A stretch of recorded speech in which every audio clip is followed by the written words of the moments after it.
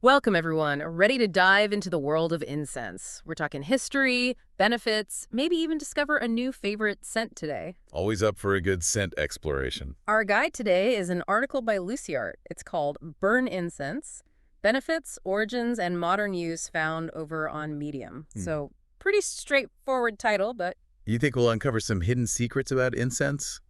I'm intrigued. right. I mean, we know the basics. Incense smells good, creates a mood, but what's the big deal? Well, for starters, it's ancient. We're talking practices dating back thousands of years, not just some recent trend. Thousands of years. That's wild. So, what were people doing with incense back then? Imagine this. Archaeologists uncovering Egyptian tombs, some dating back to 2000 BC, Oh. and finding dot incense. They use resins like myrrh and frankincense, especially in religious ceremonies. Oh, wow, like an offering. Exactly. They believed the smoke carried their prayers to the gods. But it wasn't just an Egyptian thing. Over in ancient China, incense was big too. Really? What did they use it for? They incorporated it into traditional medicine, believing certain scents had healing properties. It's amazing how differently cultures used incense. It is. And we can't forget India, where sandalwood and herbs have been essential to rituals and ceremonies for ages. The smell of sandalwood always takes me back. Okay, so incense has this long history, but people still burn it today. What's the modern appeal? It's like people are rediscovering the benefits that ancient cultures knew all along. And there are a lot of them, just like there are tons of incense varieties. Speaking of benefits, the article lists a bunch. First up, cleansing spaces. I'm guessing this is about more than just cleaning the house. You got it. It's about energy. Remember those ancient beliefs about negative vibes? Incense was used to clear them out and create a more harmonious atmosphere. Interesting. But is there any science behind this, or is it all just like vibes? Think about how powerful our sense of smell is. It's linked to memory and emotions. Certain scents can really impact our mood and energy even if we don't consciously realize it. That's true. I know certain smells instantly relax me. Exactly.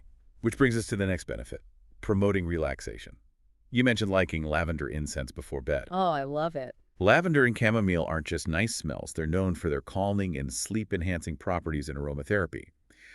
Burning incense with these botanicals taps into that ancient wisdom. So we're not just lighting incense, we're tapping into ancient wisdom. I like the sound of that. But what about focus? The article mentioned incense can help with concentration too. Absolutely. It's becoming popular for workspaces, not just students cramming for exams. Scents like rosemary or citrus can help stimulate the mind and boost focus. Like a brain boost through your nose. Now that's cool. It is. And then, of course, there's the spiritual aspect. Can't forget about that. Incense and spirituality go way back.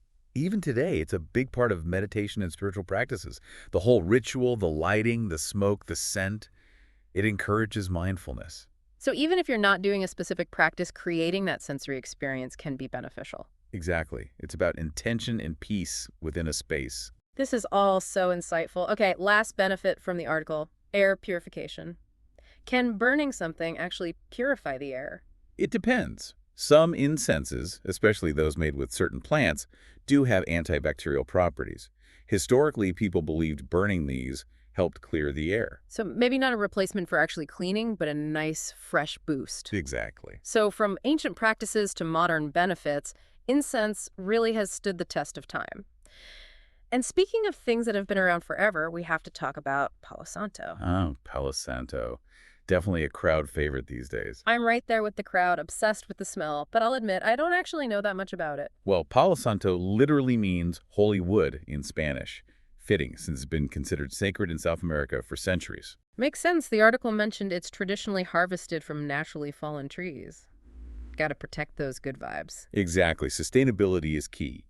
Traditionally, they let the trees live out their full lifespan, then used wood from fallen branches or trees. I like that. Respect for the earth and the ritual. So what do people actually use Palo Santo for? It's believed to have these incredible cleansing properties, similar to what we were talking about with other incenses.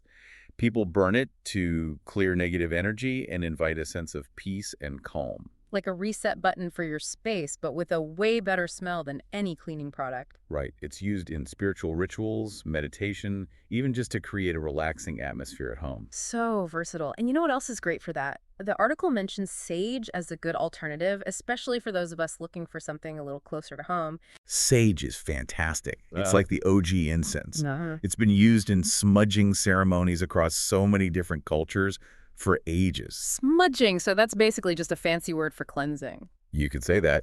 It involves using the smoke from burning herbs, sage being a popular choice, to cleanse a person or space of any negative energy. So sage, just like Palo Santo, it's all about purification and good vibes. Exactly. And just like Palo Santo, it has that long history and those ties to wisdom and clarity in some cultures. Plus, it smells amazing, and it's probably growing in someone's garden right down the street. Talk about connecting with your region. It's really kind of perfect. It's readily available, steeped in tradition. And just like Palo Santo, it's used for cleansing, meditation, relaxation. It's amazing how incense connects us to those ancient traditions, even in our modern lives. It really is.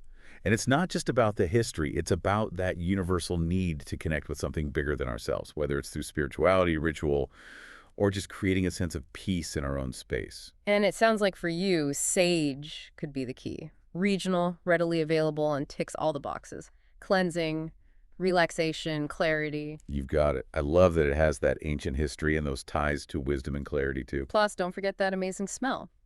Okay, so we've gone from ancient Egyptian tombs to modern aromatherapy, all thanks to the power of incense. What an incredible journey for the senses. It really is. And the best part, there's always more to explore, different scents, different traditions, something for everyone.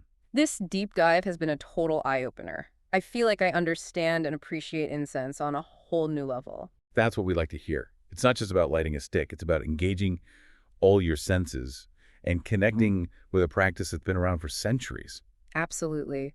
So for anyone listening who wants to deepen their own incense experience, what advice would you give them?